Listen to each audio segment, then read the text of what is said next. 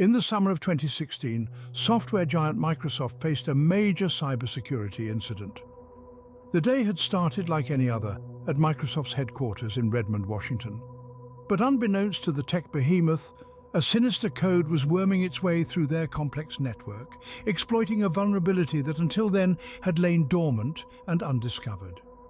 This wasn't just any code, but a prime example of a buffer overflow attack. A buffer overflow, in the simplest terms, is when a program writes more data to a buffer than it can handle, causing it to overflow and corrupt adjacent memory spaces. This can lead to erratic program behavior, crashes, and in worst-case scenarios, the execution of malicious code. On that ill-fated summer day, Microsoft fell prey to this very type of attack. The breach was massive, compromising the data integrity of millions of users worldwide. Personal information, payment details, confidential business data, nothing was safe from the clutches of the perpetrators. The aftermath was a whirlwind of damage control, with Microsoft scrambling to patch the vulnerability and restore the compromised data. It was a wake-up call, not just for Microsoft, but for the entire tech industry. The incident underscored the significance of robust cybersecurity measures and the ever-present threat of buffer overflow attacks. But the ripple effects of the breach extended far beyond just Microsoft. It sent shockwaves through the global community, shaking the trust of millions of users in the security of their digital data. The incident served as a stark reminder that no entity, no matter how large or technologically advanced, is immune to the devastating effects of a buffer overflow attack. In the days and months that followed, Microsoft worked tirelessly to regain the trust of their users and strengthen their cybersecurity measures, vowing to prevent such a breach from occurring again. They shared their experiences and learnings with the broader tech community in a bid to raise awareness and fortify the industry against similar attacks in the future. This incident is a prime example of the devastating effects of a buffer overflow attack. The Microsoft breach of 2016 will forever be etched in the annals of cybersecurity history as a stark reminder of the potential dangers lurking in the digital shadows. To understand how such a breach occurred, we first need to grasp the concept of a buffer overflow. Imagine you're at a party and you're pouring drinks for your friends. You have a jug that can hold a certain amount of juice. This jug is like a buffer in computing. It's a temporary storage space for data. But what happens if you pour too much juice into the jug? It overflows, right? And that's exactly what happens in a buffer overflow situation. In the world of computing, a buffer is a region of a physical memory storage used to temporarily hold data while it's being moved from one place to another. It's designed to hold a specific amount of data, just like our jug of juice. Now, let's imagine that you're a program and you're receiving data to store in your buffer.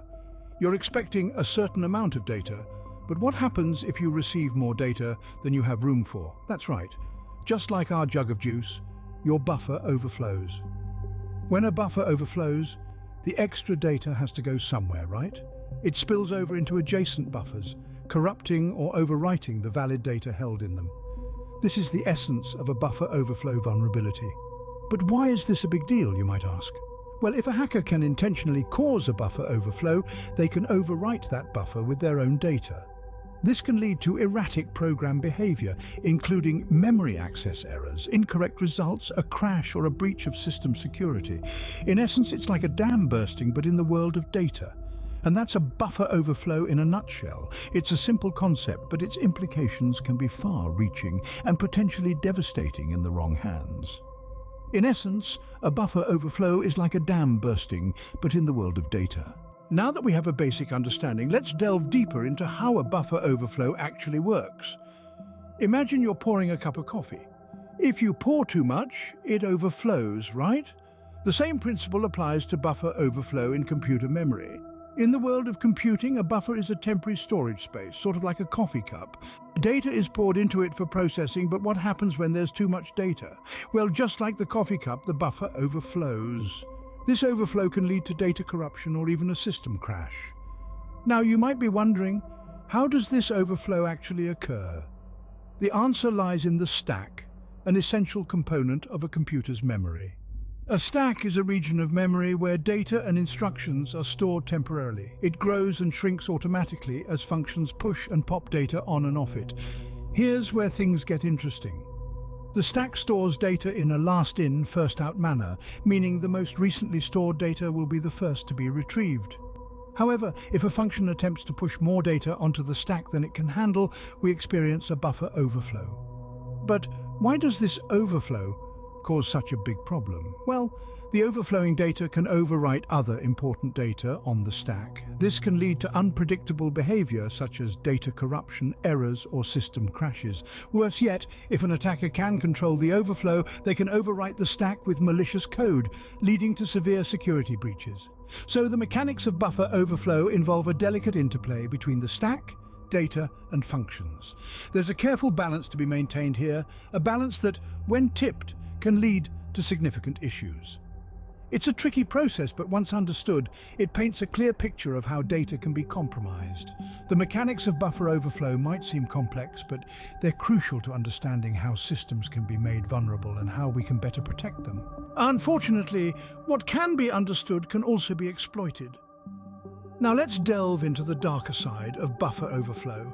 It's not just a technical glitch or a programming error, it becomes a lethal weapon in the hands of a skilled hacker. You see, when a hacker identifies a buffer overflow vulnerability, they see an opportunity. An opportunity to execute malicious code or disrupt systems, turning a simple flaw into a potent tool for chaos. Imagine a buffer as a glass of water. When it's filled beyond its capacity, it overflows.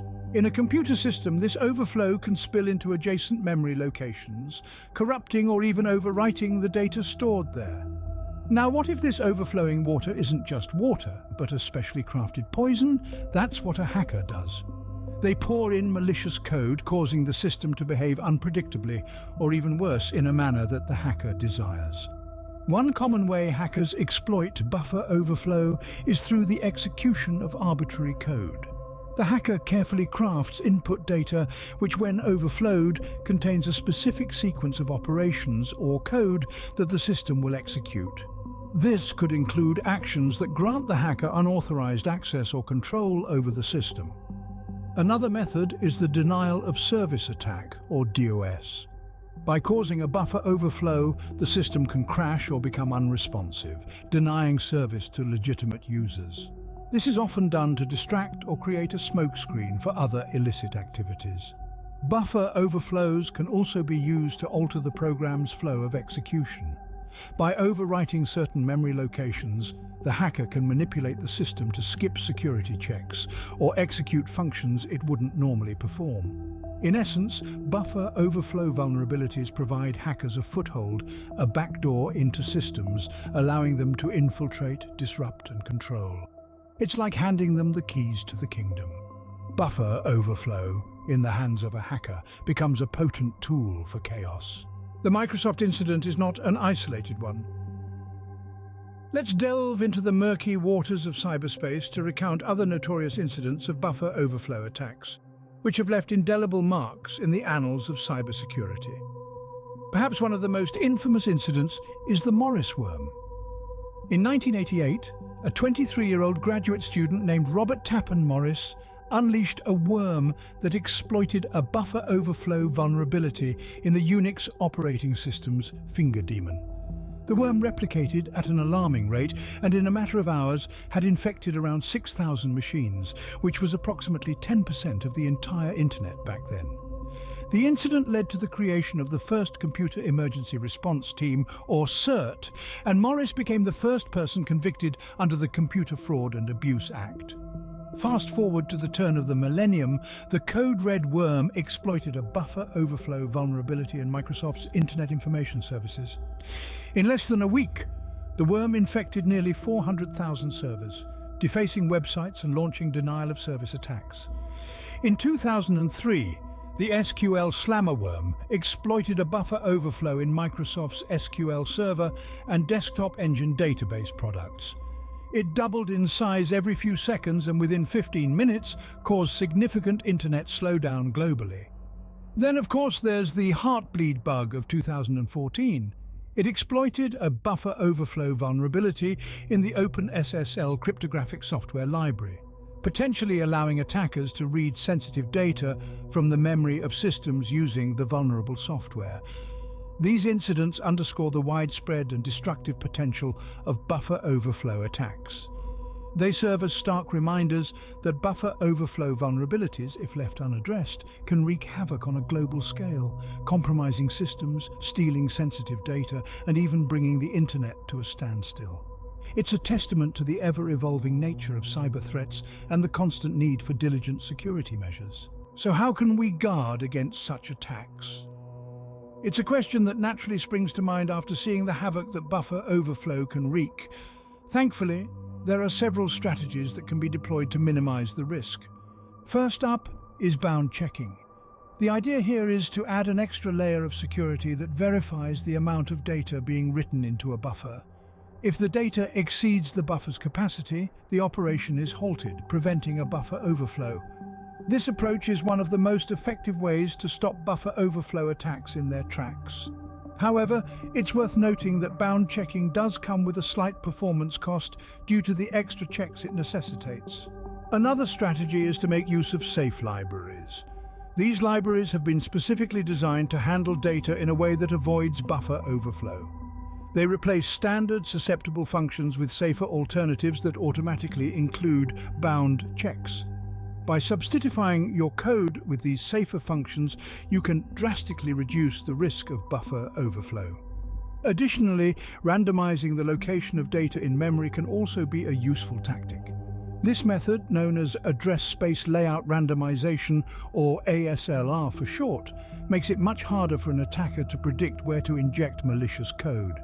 Finally, there's the principle of least privilege. This is a security concept where a user is given the minimum levels of access necessary to perform their tasks.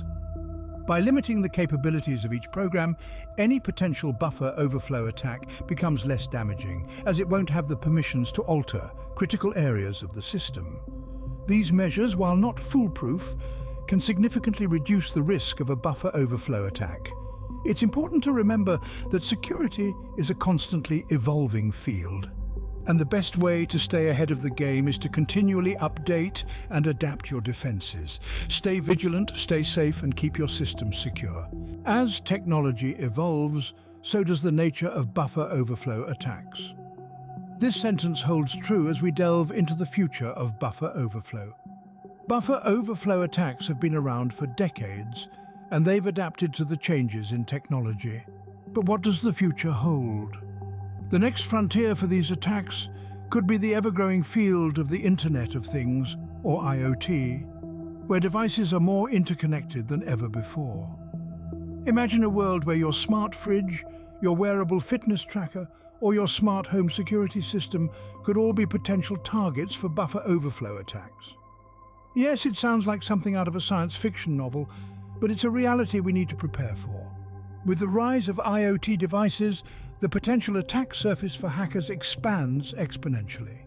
These devices often run on embedded systems with limited memory and computing power, making them prime targets for buffer overflow attacks. The fact that many of these devices lack proper security measures only adds to the problem. Moreover, the increased use of artificial intelligence and machine learning in cyber defenses presents a double-edged sword. While these technologies can help detect and prevent attacks, they can also be exploited by hackers. Advanced buffer overflow attacks could potentially manipulate machine learning models, leading to false positives, or worse, going undetected. So what does this mean for the future of buffer overflow? It means that as technology continues to evolve, so too will the tactics used by hackers. It means that we need to stay vigilant, constantly updating our defenses and staying informed about the latest developments in cybersecurity. The future of buffer overflow is not set in stone. It's a dynamic, ever-changing landscape that will continue to challenge us. But with the right knowledge, preparation and tools, we can mitigate the risks and stay one step ahead. Staying one step ahead of the hackers is a constant challenge in the world of cybersecurity. And that, my friends, is the crux of the matter. The The future of buffer overflow is a continuous game of cat and mouse, and the one who stays ahead wins. Before we wrap up, let's summarize what we've learned about buffer overflow. This cybersecurity vulnerability is like an uninvited guest at a party. It crashes the system when too much data is fed into a buffer, a temporary data storage area. The excess data spills over into adjacent buffers, causing an overflow, hence the term buffer overflow. It's a sneaky technique often used by hackers to exploit systems and gain unauthorized access. We dove into the mechanics of buffer overflow, and it's really quite fascinating. When the buffer's capacity is exceeded, the surplus data overflows into other buffers, sometimes overwriting important data. This can cause software to behave unpredictably, potentially leading to system crashes, data corruption, and security breaches. We also discussed some infamous incidents of buffer overflow, which served as wake-up calls for the cybersecurity world. The Morris worm, the first worm to spread across the internet, exploited a buffer overflow vulnerability in the Unix system's fingered program. The infamous Code Red and Slammer worms also used buffer overflow to wreak havoc on the internet. But it's not all doom and gloom. We covered various methods to guard against buffer overflow attacks. These include range checking, where the size of the input is checked before it's processed, and the use of secure coding practices that prioritize data input validation. Modern operating systems also employ various security measures such as address space layout randomization and non-executable stack protection. The future of buffer overflow, like any cybersecurity issue, is a continuous game of cat and mouse. As defenses improve, attackers adapt, finding new ways to exploit vulnerabilities.